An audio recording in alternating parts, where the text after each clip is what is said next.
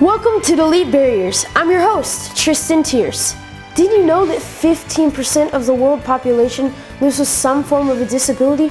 Right here in America, 1 in every 5 people has some kind of life-altering condition. We all face some type of adversity in our lives, but how we choose to react and what we decide to do with that challenge is what sets us apart. Delete Barriers is a new series that will lead us on a journey through the eyes of those who daily face challenges, but choose to not let those challenges define who they are.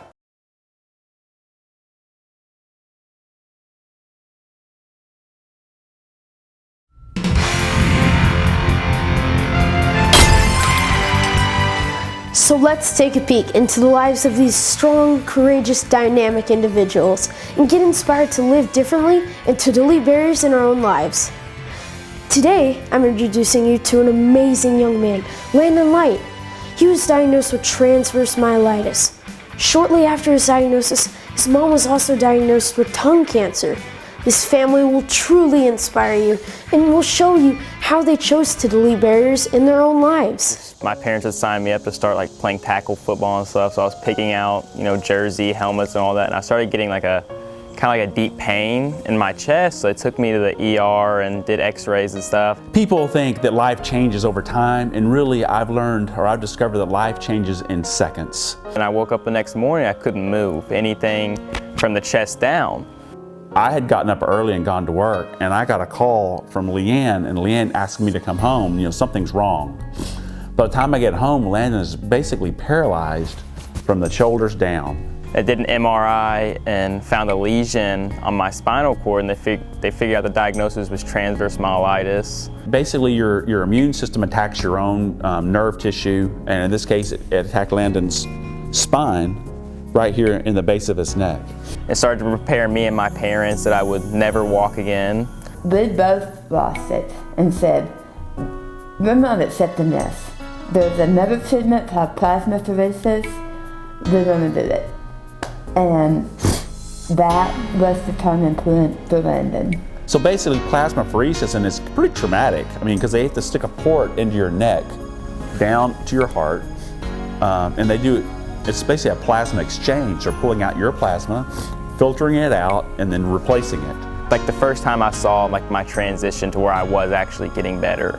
The whole pulling my knees up to my chest so I could walk with some assistance, but it just changed the whole game. I can remember this day like it was yesterday. I had spent the night with him, and I woke up, and at that time, I was getting up and moving Landon around in the middle of the night to try to make him comfortable. And I'd gotten up and he had pulled his knees up to his chest, almost like a fetal position. And I'm like, "Landon, how did you do that?" And he was laying on his back and he just picked his legs straight up. And I'm like, my heart leaped. His physical therapist happened to be there. I brought her in and I showed her, and we just both sat there and cried, in each other's arms basically, because something good had happened. I started off using a wheelchair some of the times for longer distance and using a walker. And then my mom came up with this kind of idea for me to start swimming. When Landon first started, he couldn't get his arms out of the water. Landon would come in here, couldn't float, he'd get in the water and just sink like a rock. I basically could not get my arms over my shoulders. I was so fatigued and stuff like that. I could swim maybe 100 yards in half an hour, and then we started getting better, and then I joined a swim team. Now Landon swims for the high school swim team. No problem, he can do all 4 strokes legally. He's actually been a part of the North Texas Zone swim team. He's just an awesome guy that took the time to work with me and help me and started motivating me to actually start on a swim team, and so he just pushed me hard just to exceed what I was doing. To other parents with disabled kids, I would encourage them to get in the water, because the water can change kids in so many different ways. This big meet, that was about a year ago, called Zones, and I got 2nd place in 3 events, and that was kind of a big deal. It's just a different environment that the kids aren't used to being in, and it can lead to really amazing things for the kids to be able to do. And so now I can walk without my crutches, but normally I use them just for balance. And we never accepted the fact that Landon was going to live his life in a wheelchair. He don't ever act like that he's got a disability. and we're so proud of him. And I think it's been I think that he's been an influence on a lot of people. I don't feel like I could do half the stuff I do today without the support, especially from my parents. They kind of like help to push me just to strive to do better and to live a normal life. He has definitely shown that he has accepted this and he's making the best out of it. I just put my faith in God and just that he was going to help me to fight this and battle through. I admire Landon for what he's accomplished, and I admire Landon because, you know, it's not often that you know what someone's made of before they're 10 years old. Can never let yourself get down. You know, you can never dwell on the fact of the things that you cannot do. I mean, you always need to dwell on the fact of what you still can do and what you exceed at. He's got that, you know, that success factor, X factor, where he draws people in and he's able to inspire them with what he's overcome and what he's had to deal with.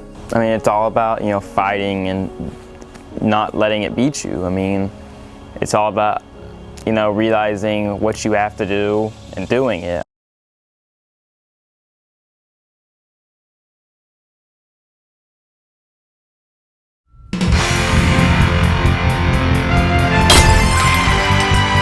Next, I want to introduce you to Leighton Prater, who, when faced with his barrier, had to change direction and ended up finding a new passion in life. So yeah, I was 9 and I was at a Christian camp. I was kind of a New Year's thing or whatever. And that morning, it was a Sunday, I was packing my stuff up and I kind of noticed that my leg, my left foot, my toes were facing completely towards my right foot. It was kind of weird.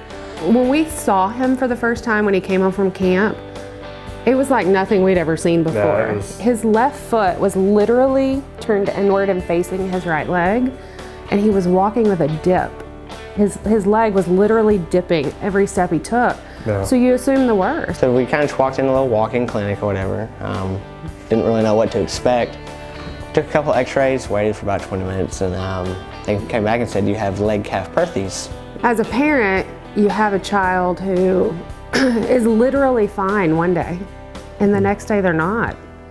He was literally placed in a wheelchair the very next day. My immediate reaction was he won't be able to participate and do the things that normal kids do. He won't be able to go, you know, camping or swimming or play football or baseball or soccer. He won't be able to run or ride his bike or anything like that. First time I meet Dr. Sakata, is actually the person who deals with me. He said, all right, here are your options. And the options that we were faced with weren't great. There was 2 options. There was literally 2 options. A full body cast in the hospital for 18 months, and you can't walk, you can't do anything. Or we could do multiple surgeries in a wheelchair and on crutches during that time. So we obviously chose that. When I woke up, definitely the most excruciating pain I ever felt. But when I finally was able to start walking, I did a little bit of physical therapy. It was really hard as a parent to watch. It was really hard for him, but he always had a smile on his face. And then I remember... That made it easier, not easier for us, but it made it, on a daily basis, it made it more manageable for us because his attitude was so good. We went back in and we took out the plate that he had put in back in March of 2010. Teaching himself, his brother, and both of us lessons that, looking back, we didn't even know that we were being schooled at that time, but we were. We went in, I think a month and a half later, and I was fully expecting to be off crutches. I was ready to walk again, and they said, no, we're gonna leave you on a little bit longer. And that was kind of sucker punch to the gut for me. I think it's one of the very few times I was upset about that situation. So I kind of went to the rest of the fall, and I believe 5 days before Christmas, December 20th, we went in, we did a CAT scan. They said, all right, we'll put the crutches down and we'll let you walk. So I was able to walk out of the hospital that day, and it felt pretty good to be normal again. So Landon is Leighton's little brother, and they're 4 years apart. And I think looking back on the situation, Leighton has really, without knowing it, has really taught him how to overcome certain circumstances. He's always taught me to, through all the bad things, always have a positive attitude and try to lighten other people's spirits. You know, a lot of my friends signed up for football going into middle school. Obviously I couldn't, that was out of the question, but I said, all right, I'll do whatever I can. I'll do water, I'll fill up water, I'll hang jerseys, get footballs, I don't really care. But it wasn't fun. I would have much rather preferred to be out there playing football, but you do what you can. Well, from start to finish, Layton has surprised us a lot. I was actually hand-selected to be in the highest theater class that we had at my middle school. Theater has been a little bit of a surprise to us all. Layton's personality is what helps him in that area. He's got a knack for comedy, number one, and for wittiness, number two, and improv, number three. He likes to get a reaction out of people. First performance. I mean, it was a big show. It was actually our state competition that we do for middle school, and you know, I didn't have a huge role, but I had a role that definitely brought a smile to everybody's face, and that's what I love doing. When it comes to that, we ended up winning first place, so you know, that made everything better. Layton just picked up a love for baseball, essentially by watching it with Dad, pretty much. And from there, kind of self-taught himself, with Cody's help for sure, to pitch and to play other positions. And he's worked really hard at it to get where he's at. The way that I see it, everything happens for a reason. It's kind of what I've been raised with, is that if it happens, it was supposed to happen. And you just kind of go with the flow and you figure out the best for you. People don't realize when he was trying out for the high school team what a big deal it was, because he wasn't just an average kid trying out for the team. So for him to make it was so humbling. His knowledge of the game, of the sport, is actually more advanced than his skill set. And his talent. Than his talent of the sport is. He knows more about the game, the ins and outs of the game, than I do. You know, the key to me in life really is being able to adapt. Adapt and overcome, really. I accepted it. I said, all right, well, you know, this is who I am, so I might as well just get used to it, and I just figure out the best way to live my life as normal as I can.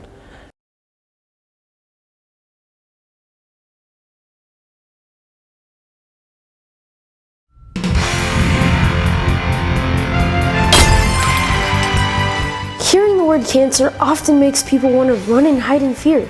But our next superstar, Taylor Heeland, chose not to hide, but instead helped raise millions of dollars to fight pediatric cancers. When I was 14 years old, I was having some pretty bad stomach pain, so I went to the doctor. It was stage 3C signet ring cell adenocarcinoma. I think at first we were just absolutely stunned, you know, just in denial and stunned. We couldn't even understand it, let alone comprehend it or accept it. That was really devastating, but we decided to just fight it and not give up. Fortunately for us, her attitude is really contagious. You know, you're around her and she's happy and she's energetic and she's always doing a lot of things, and so it's easier for us to be happier and energetic and doing a lot of things. And so I had 12 rounds of chemo, then a major surgery at MD Anderson in Houston. So after that, I was cancer-free for 7 months. It reoccurred in September of 2012, and I had 2 huge softball-sized masses pop up in my abdomen. We're very determined to fight this and not let it consume me and take my life. So we did 12 more rounds of chemo. Again, we did the HIPEC surgery down in Houston, and 3 more rounds of chemo. And then after that, I was cancer-free for 12 months. It was pretty amazing that she could just continue on with her life and not really let it affect how she was chose to live. I was asked to speak at an American Cancer Society press conference. She got up and told her story, and my wife and I, everybody in the room was, really affected. And my wife and I were really affected because the image you're seeing, here's this pretty little high school girl, who's in the band and who's, got this pretty dress on, doesn't match with the story you're hearing, a 9-inch incision and then, 45 3-day rounds of chemo and another surgery with another 9-inch incision, and 8 other major surgeries for complications and whatnot. And she's telling this story, and we're just incredibly proud of her that she's telling the story and bringing awareness to the situation. Recently, I flew up to Delaware, and spoke at a dance marathon there, and there was about 5,000 people, and we raised over $1 million for childhood cancer research. Now, cancer does not define Taylor Helen. She refuses to let it define her. She's defined by the people she impacts, the awareness that is so heavy on her heart. That's her passion. It's awareness and research for cure.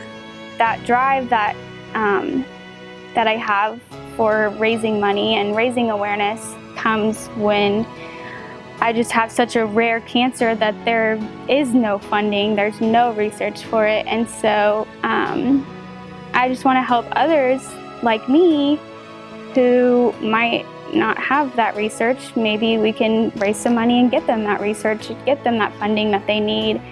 And that's really just changed who I am as a person, and it's made me a lot better of a person, I think. We've worked with a few different foundations, and they've gotten to know her, and she's gotten to know them. She's spoken at different things. She's an ambassador for Fabulous Faiths Foundation, which is here in the Dallas-Fort Worth area, and she's going to be speaking at a fundraiser for them. She speaks to a lot of big groups because her testimony is powerful. I just think that in telling my story, it makes people want to fight cancer even harder and donate more than they would if they didn't hear my story. We're all just unbelievably proud of her. When we stand up and stand back and watch her do the things she's doing, I can't believe I'm seeing what I'm seeing. Cancer is a huge barrier in my life, and having that barrier there, it tells you you can't go to school, you can't be healthy, you can't live a normal life. But having like a positive outlook on life and a determination, you're saying, yes, I can go to school, yes, I can be normal and healthy. And so that's a really cool thing to get to kind of experience. You can learn so much from just having a positive attitude. You can see like, yes, I can knock down these barriers. Taylor is a superstar. A lot of people know her. She's had a lot of celebrities contact her. She's been on events with the Prime Minister of Britain, but just a lot of people around that read her blog and things. You know her, and she really is a superstar to all of them. You know, her positive attitude and her strength, her amazing strength, is just really remarkable. I mean, it is the definition of a superstar. As I was getting ready to go to TCU for my freshman year, I was going in for a routine scan, and the scan showed that I had a tumor by my kidney. So it had reoccurred again, and I was going to battle cancer for the third time. She insists on going out to the movies and going out to do these different things and events and traveling and speaking at all these things. So, you know, she would get home from chemo on Sunday afternoon or Sunday evening, sometimes take a shower and call her friends and go out bowling, or go out to the movies or something, and then she'd get up the next morning and go to school and be around 3,000 people and do a video with the whole school, all kinds of stuff. And so we kind of went, well, I guess, she's going to do all this stuff. Ever since then, I've just been doing chemo every 2 weeks. I've done, I believe, 16 rounds this time. Throughout having cancer and speaking at these events, I've come across a lot of PR people and nonprofit organizations, so I've decided that I want to actually major in nonprofit PR and strategic communications. So hopefully one day I can be the public relations person for an organization, and right now I have an internship with the American Cancer Society doing exactly that. So hopefully that will lead to opportunities in the future. Her attitude is just incredible. She keeps just doing what she's doing. You're beating cancer every day by how you live your life and how you do all these awareness and fundraising things, and she's become the face for thousands and thousands of people with pediatric cancer. Definitely having a positive attitude, I think, helps you beat cancer every day. And even if you die from cancer, if you fought until the very end with a positive attitude, I think you won. I think you beat it.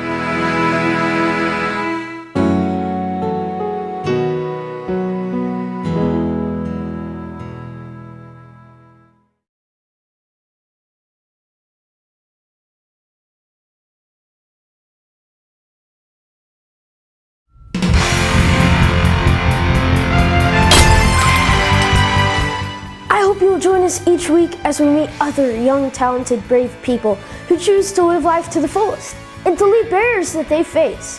To learn more about deleting barriers in your life, or if you would like to nominate a superstar that you know to be highlighted in our show, please visit www.deletebarriers.com. Thanks for watching. I hope our superstars have inspired you to delete barriers in your own life. On those dark days when there's no hope or truth, it's in those moments that your light keeps shining through.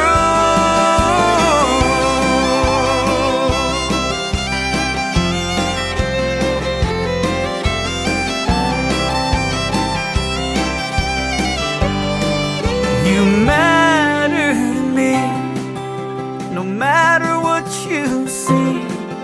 You could never take away the difference that you made in my life. And if today was the day and they covered up my grave, all I'd want for the whole world to see is that you matter to me.